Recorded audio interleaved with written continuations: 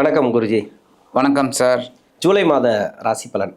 இந்த ஜூலை மாதம் ஒரு இன்ட்ரோ, கிரக நிலைகள் எப்படி இருக்குது அப்படின்றது சொல்லுங்கள்.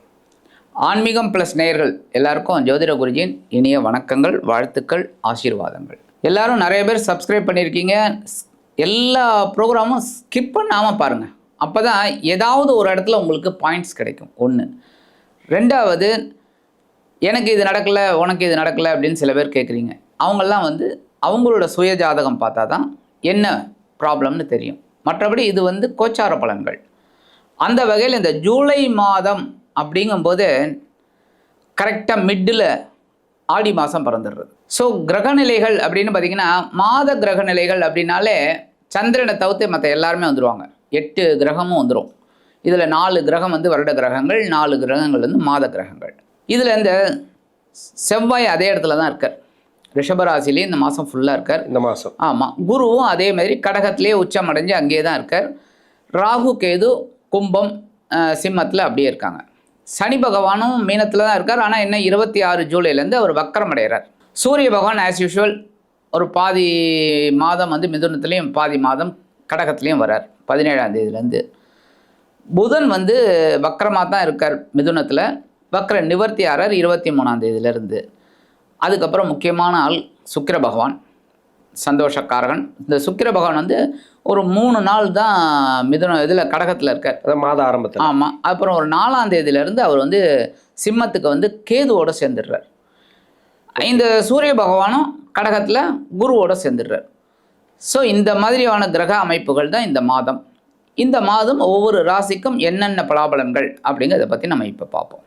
தனுசு ராசி. தனுசு ராசிக்கு 4ஆம் இடத்துல சனி, அதே மாதிரி 7ஆம் இடத்துல சூரியன், 8ஆம் இடத்துல குரு அவர் சேரப்போறார். சூரியன் குரு சேரப்போறார். செவ்வாயோட பார்வை ராசிக்கு இருக்குது. இந்த ஜூலை மாதத்தில் எப்படி இருக்கும்? தனுசு ராசிக்கு உண்டான மாற்றங்கள் கிடைக்குமா? அதாவது நிறைய பேர் வேலை ரீதியாக சிக்கலில் இருக்காங்க. 4ஆம் இடத்துல சனி போனதுலேருந்தே ஒரு சில ஆட்டம் கண்டிருக்கு. நிறைய கஷ்டங்கள், அதாவது வேலை ரீதியாக தான் அவங்களுக்கு நிறைய பொருளாதாரம் எங்கேருந்து வருது, பணம் எங்கேருந்து வருது, அந்த இடம் லாக் ஆகிருக்கு. வேலை தொழில் ஏதோ ஒன்று அவங்க சார்ந்தது. இது எப்படி இருக்கும் இந்த மாதத்தில்? ஏன்னா நம்ம குரு பயிற்சிக்கு சொல்லியிருக்கிறோம், செவ்வாய் பயிற்சிக்கு சொல்லியிருக்கிறோம், சுக்கிர பயிற்சிக்கு சொல்லியிருக்கிறோம். ஏன்னா சுக்கிரன் குரு சேர்க்கை அதுக்கு சிறப்பாக நம்ம போட்டிருக்கிறோம். நிறைய பேர் நிறைய கமெண்ட்ஸ்லாம் பதிவு போட்டிருக்காங்க. ஒவ்வொரு பயிற்சியும் நம்ம சொல்லிட்டு தான் வரோம். ஒரு சில பேருக்கு நல்லா நடக்குதுன்னு கமெண்ட்ஸ் போட்டிருக்காங்க. ஒரு சில பேருக்கு ஐயா கொஞ்சம் டிலே ஆகுது அப்படின்லாம் கமெண்ட்ஸ் வந்திருக்கு. இந்த மாதத்துலையாவது ஒரு நல்லது நடக்க வாய்ப்பு இருக்கா தனுசுக்கு? தனுசு ராசி நேயர்கள் பொறுமை காக்க வேண்டிய மாதம். 8ல் குரு அப்படின்றது. ஆமாம். ஒன்று எல்லாமே கொஞ்சம் இதில் இருக்குது. ஏன்னா குரு முக்கியமான கிரகம் இவங்களுக்கு. 1-4 கூடையவன் 8ஆம் இடத்துல மறைவு. ராசிநாதனே மறைஞ்சிட்டார், சுகாதிபதியும் மறைஞ்சிட்டார். அப்போ 8ஆம் இடத்துல அவர் மறைந்தாலும் பார்வை இருக்குது, இல்லைன்னு சொல்ல முடியாது. 12-2-4ங்கிறதுனால பரவாயில்ல, குருவோட பார்வை இருக்குது. ஆனால் குரு அங்கே உட்காந்துட்டுருக்கார். சரி, அடுத்து 9ஆம் இடம் என்று சொல்லக்கூடிய பாக்யஸ்தானத்தில் கேது இருக்கிறது பரவாயில்லை. அந்த கேதுவோட சுக்கிரன் சேரப்போகிறார் 4ஆம் தேதியிலேருந்து. ஸோ பரவாயில்லை, ஓரளவுக்கு இவங்களுக்கு இந்த கேதுவும் ராகுவும் சுக்கிரனும் நன்மை செய்யக்கூடிய அளவில் இருக்காங்க. அர்த்தாஷ்டம சனி தொடர்ந்துருக்கு. நீங்கள் சொல்கிற மாதிரி இந்த 4ஆம் இடத்துல சனி வந்ததுலேருந்தே ஏகப்பட்ட குழப்பம். இதில் இவங்களை ஒரு 3 பிரிவாக பிரிக்கலாம். தனுசு ராசினியர்கள் குழந்தைகளை விட்டுருங்க, கொஞ்சம் படிப்பு தடையாக இருக்கும். அதை பெற்றோர்கள் சரி பண்ணினா சரியாயிடும். படின்னு சொன்னால் கொஞ்சம் கான்சன்ட்ரேட் வந்துடும். அடுத்து இந்த மிடில் இருக்காங்க பாருங்கள், உத்தியோகம் திருமணம் அந்த மாதிரி இருக்கிறவங்களுக்கு கொஞ்சம் கஷ்டம், ஒரு டென்ஷன் இருந்துகிட்ருக்கு. வயதானவர்கள் பரவாயில்லை, உடல் ஆரோக்கியம்தான். மற்றபடி அவங்களுக்கு ஒன்றும் பிரச்சனை இல்லை. ஏன்னா ரிட்டையர்மெண்ட் எடுத்து வீட்டில் இருக்காங்க, உடல் ஆரோக்கியத்தை கவனிச்சுக்கிட்டால் போகிறோம். மற்றபடி அவங்க இந்த மிடில் இருக்கிறவங்க தான் கஷ்டப்படுறாங்க. எப்போவுமே நடுத்தர வர்க்கம் தான் கஷ்டப்படும். எப்போவுமே அது என்ன சாபக்கேடுன்னு பொருளாதார நல்லது நடந்தால் சரி, நடக்க மாட்டேங்குது. அவங்களுக்கு திருமணமும் தள்ளி போயிட்டுருக்கு.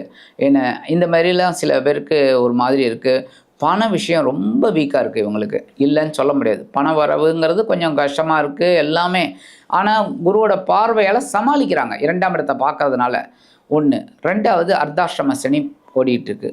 உத்தியோகத்தில் பிரச்சனை, தொழில் ரீதியாக பிரச்சனை எல்லாமே. அடுத்தது பார்த்திங்கன்னா இப்படி கொஞ்சம் வந்திங்கன்னா 6ஆம் இடத்துல செவ்வாய், சூப்பரான இடம். உபஜயஸ்தானங்களில் அதுவும் ஒன்று. ஆக சூப்பர் அப்படின்னு சொல்ல முடியல. ஏன் அப்படின்னா இந்த செவ்வாயை சனி பார்த்துட்டு இருக்காரு 3ஆம் பார்வை. அப்புறம் எப்படி ஒர்க் அவுட் ஆகும்? அப்போ இவங்களுக்கு தைரியம் குறையிறது. தைரியமாக இருந்தால் கூட தைரியம் குறையிறது சில நேரங்களில். என்ன எல்லா விஷயத்துலையுமே ஒரு இது இருக்குது. என்ன பயம், பதட்டம் அது மாதிரி இருக்கு. என்னடா அது அப்படின்னு முடியல. ஏன்னா 6ஆம் இடத்துல செவ்வாய் வந்தாலே சூப்பர். அந்த 40-45 நாளும் சூப்பர். ஆனால் செவ்வாய் சனி பார்த்துட்டு இருக்கிறதுனால முடியல. சரி, அதை விட்ட 7ஆம் இடத்துல சூரியன். புதன் இருக்கிறது பரவாயில்ல, ஆனால் சூரியன் உட்காந்துட்டு இருக்கார். சூரியன் 7ஆம் இடத்துலேருந்து நேராக 7ஆம் பார்வை அவங்க ஜென்மராசியை பார்த்துட்டு இருக்கார். சனியும் வேற பார்த்துட்டு இருக்கார். செவ்வாயும் பார்க்குறாரு. அமோகமாக போயிட்டு இருக்கு. என்ன குழப்பம் குழப்பம் குழப்பம் அப்படிதான் இருக்கு. ஆனால் இதில் ஒரே ஒரு சின்ன ஆறுதல் என்ன அப்படின்னா, 7ஆம் இடத்தை விட்டு விலகி இந்த சூரியன் வந்து 8ஆம் இடத்துக்கு வரப்போறார். சரி பரவாயில்லை அப்படின்னா குருவும் சூரியனும் சேர்றாங்க. சேர்ந்து 2ஆம் இடத்தை பார்க்குறாங்க. அப்போ இந்த இடத்துல சூரியனோட பவர் அதிகமாக இருந்தது அப்படின்னா குருவோட பார்வை கட்டுப்பட்டுரும். ஆனால் இந்த இடத்துல ஓரளவுக்கு இவங்களுக்கு வருமானம் வர்றதுக்கு வாய்ப்பு இருக்குது. 2ஆம் இடத்தை பார்க்கறதுனால குரு பார்க்குறாரு அப்படிங்கிறதுனால, அந்த ஒரு சுப கிரகம் பார்க்குறாரு அப்படிங்கிறதுனால ஓரளவுக்கு நன்மைகள். ஒன்று. ரெண்டாவது, இவ்வளோ கிரக அமைப்புகள் இப்படி சூழலில் இருக்கிறதுனால இவங்களுக்கு ஃபேவரபுளாக இருக்கக்கூடிய ஒரு கிரகம் அப்படின்னு பார்த்தீங்கன்னா கேதுவும் சுக்கிரனும் மட்டும்தான் இருக்காங்க. ஓரளவுக்கு பரவாயில்லை. நான் அடுத்த கேள்வி அதான் கேட்கலான்னு பார்த்தேன். ஃபேவரபுளாக இருக்கிற கிரகங்கள் இது ஒன்று தான் பரவாயில்லைங்கிற மாதிரி இருக்காங்க. மற்றபடி எல்லா கிரகங்களும் ஒருத்தருக்கு ஒருத்தர் மாட்டிக்கிட்டு முழிக்கிறாங்க. அதுதான் இங்கே இவங்களுக்கு ஒரு பெரிய மைனஸ் பாயிண்ட். இருந்தாலும் முயற்சி எடுத்தால் இவங்களுக்கு வெற்றி கிடைக்கும். ஓகே, என்னோட கேள்வி என்னன்னாக்கா, அடுத்தது இப்போ சுக்கிரன் கேது இணைவு இந்த ராசிக்கு 6 குடைய கிரகம். 11 விட்டுருங்க, அது ஒரு பக்கம் இருக்கட்டும். கரெக்ட். 6ஆம் அதிபதினாவே உங்களுக்கு தெரியும் நிறைய அது சம்பந்தமா நெகட்டிவும் சொல்லலாம், பாசிட்டிவும் சொல்லலாம். இப்போ கேதுவோட இணைவு, செவ்வாய் பார்வை அந்த 2 கிரகத்து மேலேயும் விழுது. புரியுதுங்களா? 6ஆம் இடத்துல இருந்து 6ஆம் இடம் சம்மந்தப்படுது உங்களுக்கு. இந்த சுக்கிரன் கேது இணைவு, செவ்வாயோட பார்வை, இது கடன் சம்பந்தமான பிரச்சனைகளை தீர்க்குமா? உடல்நலம் சம்மந்தப்பட்டது, இது எல்லாமே அது சம்மந்தப்பட்டதெல்லாம் கொஞ்சம் தெளிவாக சொல்கிறேன். கண்டிப்பாக 6ஆம் இடம் அப்படின்னாலே, 6ஆம் இடத்து அதிபதி அப்படின்னாலே கொஞ்சம் டென்ஷன் தான். ஏன்னா இப்படியும் நடக்கும் அப்படியே நடக்கும், மதில் மேல் பூனை மாதிரி தான். ஆனால் இந்த 2 கிரகத்தையும் வந்து செவ்வாய் பார்க்குறது ஒரு இவங்க 2 பேரும் இருக்கிற இடம் ஃபேவரபிள். 9ஆம் இடம் பாக்கியத்தை கொடுக்கக்கூடிய இதில் தான். ஆனால் செவ்வாயோட பார்வை விழுறதுனால இவங்க வந்து கொஞ்சம் கடுமையான போராட்டம் பண்ண அந்த பாக்கியங்களை அனுபவிக்கக்கூடிய ஒரு பாக்கியம் கண்டிப்பாக கிடைக்கும். ஸோ கொஞ்சம் கான்சன்ட்ரேஷன் வேணும். ஆனால் இந்த கான்சன்ட்ரேஷன் வரத்துக்கு அர்த்தாஷ்டம சனி ஒர்க் அவுட் பண்ணாது, குழப்பம் பண்ணும். அப்போ இவங்க தான் வந்து அதை கொஞ்சம் கரெக்ட் பண்ணிக்கணும், வேறு வழியில். ஏன்னா சில நேரங்களில் இந்த மாதிரி அமையும் கிரகங்கள், அதை நம்ம சொல்ல முடியாது. எல்லா கிரகமும் எல்லாருக்குமே ஃபேவரபிள் அப்படின்னு சொல்ல முடியாது. சில பேருக்கு பார்த்திங்கன்னா லக்னம் 9 கிரகங்கள், இந்த 10மே வந்து தனித்தனி கட்டத்தில் இருந்தால் சூப்பரான ஒரு இது. அதுவும் ஃபேவரபிள் நல்ல இடத்துல இருக்காங்க அப்படின்னா ரொம்ப ரொம்ப விசேஷம். கரெக்டாக சில பேருக்கு அமையும். ஆஹா ஓஹோன்னு கூட வருவாங்க, திடீர்னு லாக் ஆகிடுவாங்க, எங்கேயோ போயிடுவாங்க. அப்போ அது ஏன்? அப்போ இவங்களுக்கு ஒவ்வாத ஒரு தசை வரும்போது மாட்டிக்கும். அப்போ 10 இடத்துல 10 கிரகங்களும் தனித்தனியாக லக்னம் உள்பட இருந்தால் கூட அங்கே வேலை செய்யலை பாருங்க. ஏன்னா தசா புக்தி மாட்டிக்கும். அதுமாரி இதெல்லாம் கொஞ்ச காலம் மாறும்போது எல்லாமே சரியாயிடும். இந்த மாதம் மட்டும் கொஞ்சம் இவங்க கஷ்டத்தை அப்படியே கரெக்ட் பண்ணிக்கிட்டு இவங்க முயற்சி எடுக்கணும். முயற்சி எடுத்துட்டு அப்படியே போனாங்கன்னு என்ன, உடல் ஆரோக்கியத்தில் ஏன்னா 8ஆம் இடத்துல குரு. ஸோ உடல் ஆரோக்கியத்தில் கவனமாக இருக்கணும். இந்த உணவு கட்டுப்பாடு, உடல் ஆரோக்கியனாலே உணவு கட்டுப்பாடு தான், அதை அவங்க கரெக்ட் பண்ணிட்டா போகிறோம். ஆன்மீக விஷயங்கள் கொஞ்சம் எடுத்துக்கிட்டாங்க அப்படின்னா கண்டிப்பாக அவங்களுக்கு ஒரு நன்மை கிடைக்கும். ஏன்னா அர்த்தாஷ்டம சனி, ஆனால் குரு பார்க்குறார். அதனால இவங்களுக்கு கொஞ்சம் அந்த உடல் ஆரோக்கியம் கம்மியானால் கூட டக்குன்னு ஒரு மருத்துவ செலவு மூலமாக சரியாயிடும்.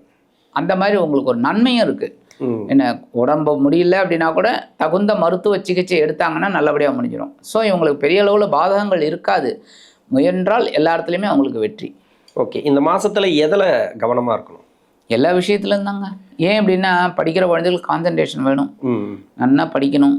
ஏன்னா படித்தா தான், ஏன்னா இப்போ தான் ஆரம்பிச்சிருக்கு ஸ்கூல் காலேஜஸ்லாம், நல்லா படிக்கணும், பொறுமையாக படிக்கணும், அதில் கான்சன்ட்ரேஷன் வச்சுக்கணும். விளையாட்டெல்லாம் கொஞ்சம் குறைச்சிக்கணும். என்ன அது என்ன அஷ்டமம் குரு இருக்கிறதுனால அடிக்கடி படுறதுக்கு வாய்ப்பு இருக்குது. இந்த விளையாட்டுத்துறையில் இருக்கிற குழந்தைகள்லாம் கொஞ்சம் கவனமாக இருக்கிறது நல்லது. அதே சமயம் பார்த்திங்கன்னா 7ஆம் இடத்துல சூரியன், அவர் 8ஆம் இடத்துக்கு வரப்போகிறார். ஸோ இந்த மாதம் முழுவதும் கொஞ்சம் அப்படியே இதாக தான் இருக்கும். 6ஆம் இடத்துல செவ்வாய் இருந்தாலும் உங்களுக்கு ஒரு தைரியத்தை கொடுப்பார்.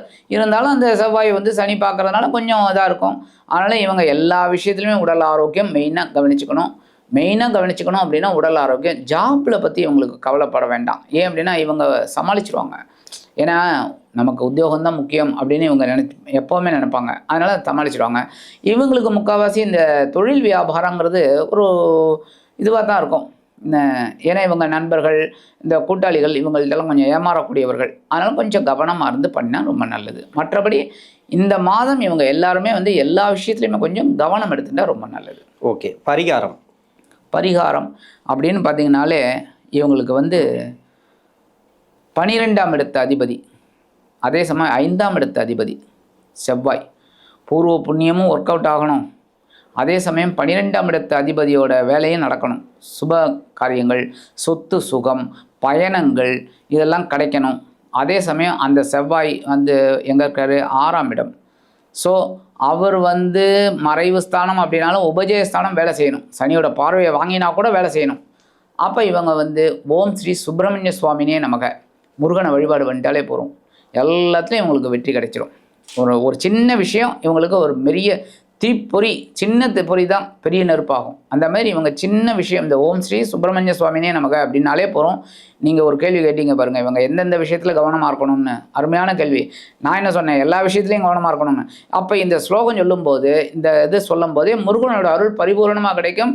இவங்க எல்லாத்துலேயும் சமாளிக்கிற ஒரு பக்குவம் கண்டிப்பாக கிடைக்கும். ஆக இந்த சின்ன பரிகாரம் இவங்க பண்ணாலே முருகப்பெருமான் வழிபாடு இந்த தனுசு ராசி நேயர்களுக்கு இந்த ஜூலை மாதம் அதி அற்புதமான ஒரு மாதமாக கண்டிப்பாக அமையும் என்று கூறி விடைபெறுகிறேன். நன்றி.